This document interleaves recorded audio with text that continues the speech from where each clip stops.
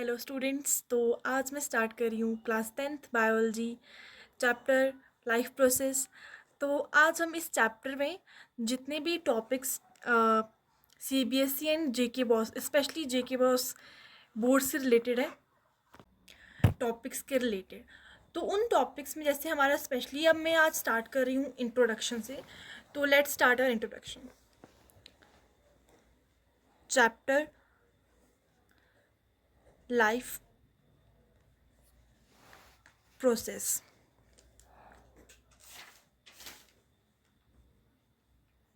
हाँ, तो first topic हमारा मतलब टॉपिक तो न्यूट्रिशन से स्टार्ट होता है।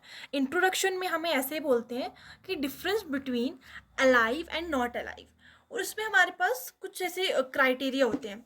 नॉर्मली जो ह्यूमंस हैं वो ऐसे आइडेंटिफाई करते हैं, जैसे dog running, cow swimming, human अगर शॉटिंग कर रहे हैं, वॉकिंग कर रहे हैं, स्विमिंग कर रहे हैं, एनी मूवमेंट, तो हम उस मूवमेंट को कहते हैं कि हाँ ये अलाइव है। तो दिस आर जो थिंग्स हैं, these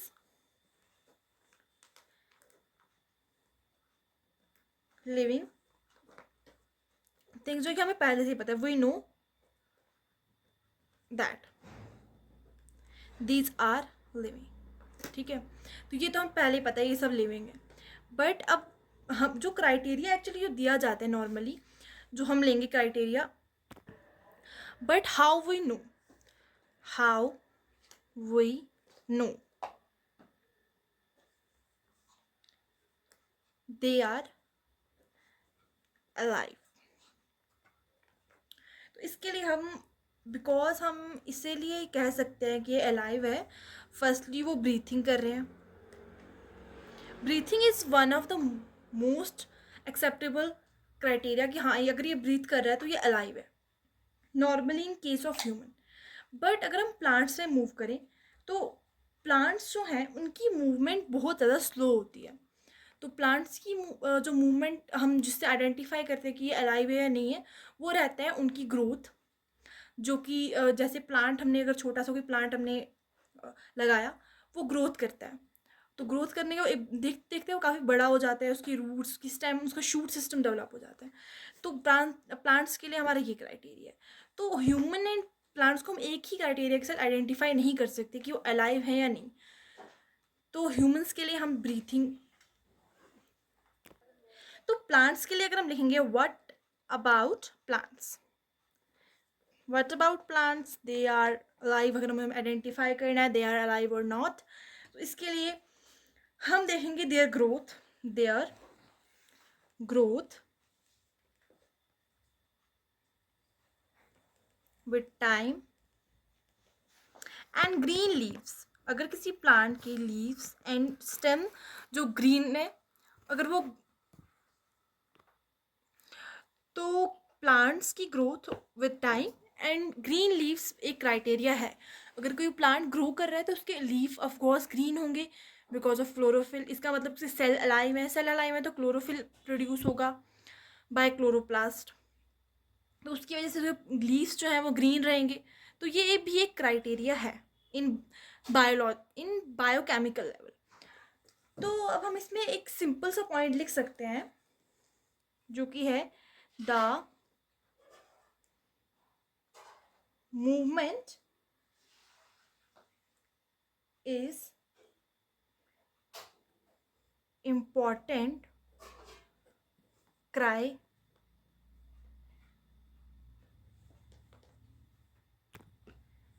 criteria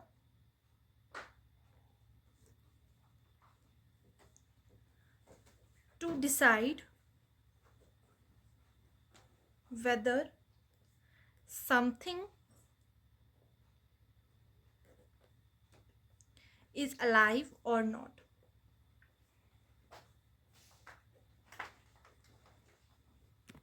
But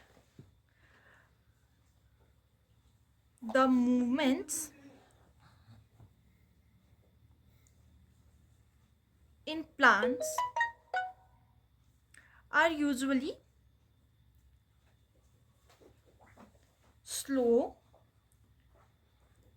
and observed with difficulty. Difficulty अब इसमें हम इसलिए लिख रहे हैं क्योंकि उनकी जो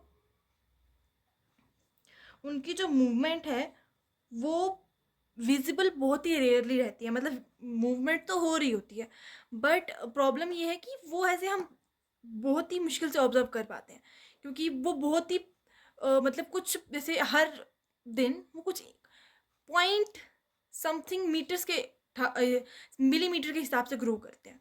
1 पॉइंट सेंटीमीटर या 1 पॉइंट कुछ कुछ मीटर वो हर दिन मूव करते हैं, मतलब ग्रो करते हैं। तो उनके लिए ये डिफ़िकल्टी है कि मेजर करना, उनकी मूवमेंट्स को नोटिस करना, बट दे आर अलाइव क्योंकि वो ग्रो कर रहे हैं। तो ये उनके लिए भी क्राइटेरिया है। सो ये इंट्रोडक्शन में था। अब ये जो था एकदम इंट्रोडक्शन थी, अगर किसी को नोट करना है वो कर सकता है, या फिर स्क्रीनशॉट भी ले सकता है। मैं ऐसे इसको रख देती हूँ। हाँ, आप स्क्रीनशॉट भी ले सकते हैं, बट अगर किसी को एज अ पीडीएफ चाहिए तो मैं पूरे जो भी आज के क्लास में हम जो भी पढ़ेंगे सबकी पीडीएफ अवेलेबल होगी डिस्क्रिप्शन में। तो अभी थोड़ा सा आगे मूव करते हैं। अब हम नेक्स्ट टॉपिक में मूव करते हैं, जैसे कि अब हमें आगे आ रहा है कि व्हाट आर लाइफ प्रोसेस। मतलब लाइफ प्रोसेस पे अगर हम बात करें, लाइफ प्रोसेस, अब हम अलाइव हैं तो अब हमें मेंटेनेंस की बात करें कि अब ये अलाइव इंसान मेंटेन कैसे करेगा अपने प्रोसेसेस को। तो हम्म, तो मैं लिखती हूँ व्हाट आर लाइफ प्रोसेस। ठीक है, इस लाइफ प्रोसेस में हमारे बेसिक फंक्शंस है, जैसे कि the basic functions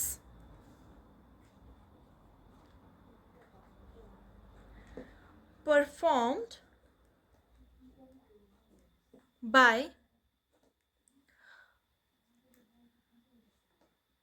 living organisms to maintain their life on this earth are called life processes। ठीक है, तो हमने ऐसे बेसिक डिफिनेशन लिखी व्हाट आर लाइफ प्रोसेसेस। तो बेसिक फंक्शंस हो गए हमारे, जो बेसिक फंक्शंस रहते हैं परफॉर्म करता है एक living organism to maintain their life, अपनी लाइफ को मेंटेन करने के लिए ऑन दिस अर्थ, उसे हम लाइफ प्रोसेस कहते हैं। अब लाइफ प्रोसेस जैसे हमने कहे, जो हमने बेसिक फंक्शंस की बात की वो ये है, जैसे मैं लिख देती हूँ न्यूट्रिशन। जैसे फर्स्ट आप इसको डाल दो, first nutrition and respiration. Number 2, transport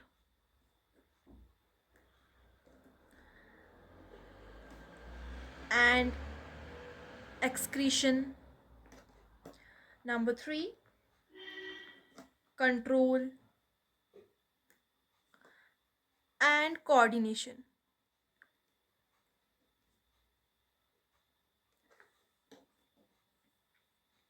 जिससे हमारे पास रिस्पॉन्स टू स्टिमुलाई आता है, रिस्पॉन्स टू स्टिमुलाई। नंबर 4 है ग्रोथ।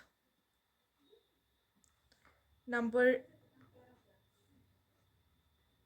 5 है मूवमेंट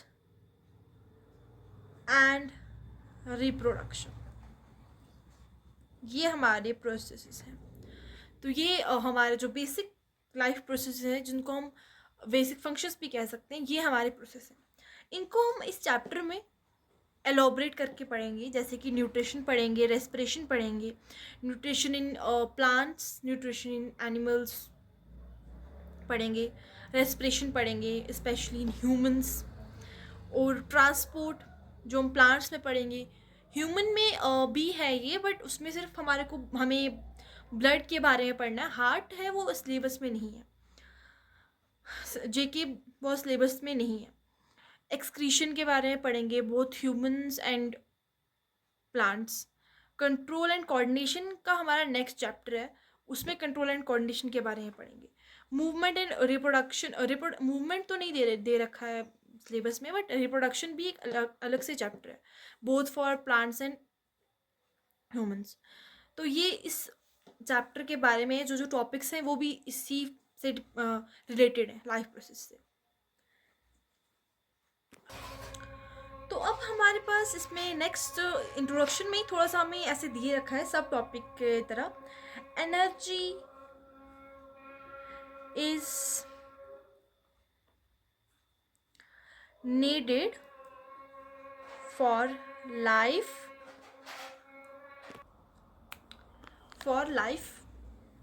processes। तो एनर्जी हमें कौन सी नीड रहती है इन लाइफ प्रोसेस को मेंटेन करने के लिए? तो फूड एनर्जी है। Food is a kind of fuel which provides energy to all the living organisms। तो ये फूड जो है ये है काइंड ऑफ फ्यूल। फिर जो ये जो एक्चुअली फूड है वो डायरेक्ट एनर्जी प्रोवाइड नहीं करता, फूड को हम डाइजेस्ट करते हैं, देन इसकी रेस्पिरेशन होती है जिससे हमारे पास जो है एटीपी फॉर्म होते हैं, and ATP at the end energy release करते हैं ब्रेक डाउन होकर जब हमें नीड होती है किसी भी फंक्शन को करने के लिए। तो ये है ऑल अबाउट इंट्रोडक्शन। इसमें एक छोटा सा पॉइंट हो रहा है, तो ये पॉइंट है they get this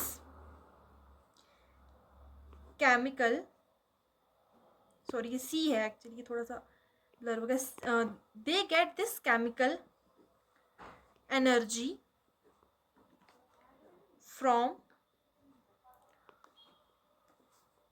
food through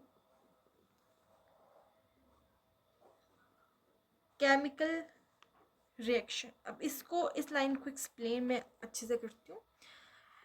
ये जो फूड है, जो हमें फूड से केमिकल एनर्जी चाहिए फ्रॉम फूड, ये हमें एक केमिकल रिएक्शन से मिलेगी। अब रिएक्शन यहाँ पे मीन्स है जो मैंने आपको बताया कि फूड जो है वो डाइजेस्ट होता है, डाइजेस्ट होने के बाद जो उसकी न्यूट्रिएंट्स हैं जैसे कि ग्लूकोज हो गया, जो हमारी बॉडी में जैसे हम कुछ भी कार्बोहाइड्रेट गेन करते हैं तो कार्बोहाइड्रेट ग्लूकोज में कन्वर्ट होता है डाइजेशन के बाद, एब्जॉर्प्शन के बाद एब्जॉर्प्शन के बाद जब वो ग्लूकोज में कन्वर्ट होता है तो उसमें फिर ऑक्सीजन सप्लाई होती है through respiration, sorry not through respiration, through breathing. जो हमारे ब्रीथ करते हैं उससे ऑक्सीजन अंदर जाता है, और उस ऑक्सीजन अंदर जाने की वजह से बॉडी में ऑक्सीजन अंदर जाता है, तो वो ऑक्सीजन थ्रू ब्रीथिंग जो हमारी ब्लड में पहुंचता है हीमोग्लोबिन से बाइंड होकर, तो वो जब फूड के पास जाएगा इन द सेल तो वहाँ पर ये रिएक्शन होगी जिसमें हमारा ग्लूकोज ब्रेक डाउन हो जाता है टोटली इन सिंपलर मॉलिक्यूल्स। और वो एक्चुअली ये थोड़ा सा हायर क्लास के रिलेटेड है, बट मैं आपको ये लाइन एक्सप्लेन करने के लिए समझा रही हूँ। तो फिर वो फूड जब इस रिएक्शन में ऑक्सीजन के साथ जब रिएक्शन होती है ग्लूकोज की, ऐसे रिएक्शन ब्रेक डाउन होता है, ऑक्सीडाइज होता है, तो उसके बाद बनता है एटीपी। ये हम इस तरीके इस प्रोसीजर के थ्रू हमारी एटीपी फॉर्म होती है। तो जैसे कि हमने कुछ भी इनटेक किया कार्बोहाइड्रेट प्रोटीन वगैरह, वो सिंपलर मॉलिक्यूल्स में आते हैं, वो सिंपलर मॉलिक्यूल्स जो हैं फर्दर रिएक्शन करते हैं ऑक्सीजन के साथ, और वो ऑक्सीजन के केमिकल रिएक्शन के बाद एटीपी रिलीज होती है। तो ये लाइन यही कह रही है, they get this chemical energy from food through chemical reaction. So this is all about introduction. But इस टॉपिक में इस वीडियो में मैं थोड़ा टॉपिक और कवर करूँगी जो कि है nutrition.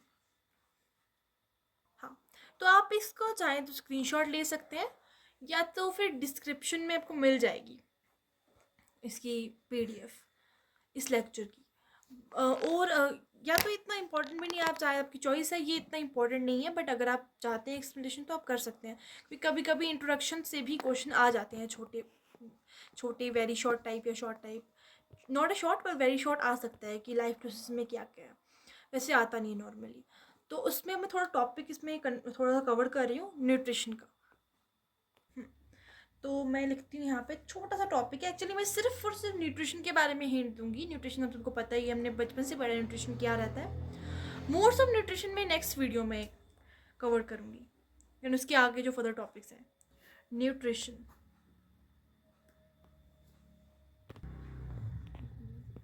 Nutrition the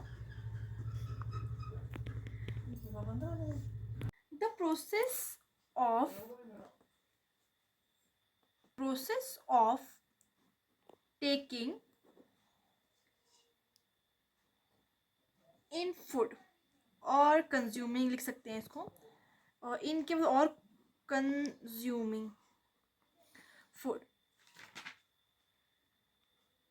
end, actually nutrition ये नहीं है सिर्फ कंज्यूमिंग करना, उसमें एंड यूटिलाइजिंग, यूटिलाइजिंग इसमें इंपॉर्टेंट स्टेप है। Utilising it is called nutrition. तो एक्चुअली जो न्यूट्रिशन का जो डिफिनेशन बनती है वो बनती है the process of taking in और consuming food and utilising it is called nutrition. तो न्यूट्रिशन की एक और डिफिनेशन बनती है, nutrition is a process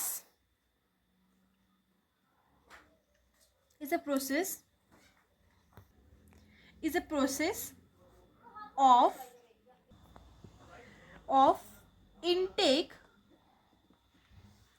of nutrients। अब इसमें एक पॉइंट हमारे पास एक टर्म आ गई न्यूट्रिएंट्स। अब इसमें यहाँ पे एक टर्म आ गई nutrients. Nutrition is a process of intake of nutrients. अब न्यूट्रिएंट्स क्या है, मैं आपको यहाँ पे एरो बना के बताती हूँ कि इसमें इतना इंपॉर्टेंट नहीं है, ये जो आज इंट्रोडक्शन है तो इसमें इतना इंपॉर्टेंट नहीं है। न्यूट्रिएंट्स हमारे पास जैसे रहते हैं carbohydrates, fats, proteins, minerals, vitamin extra. तो मैं लिख देती हूँ न्यूट्रिएंट्स क्या है। Nutrients are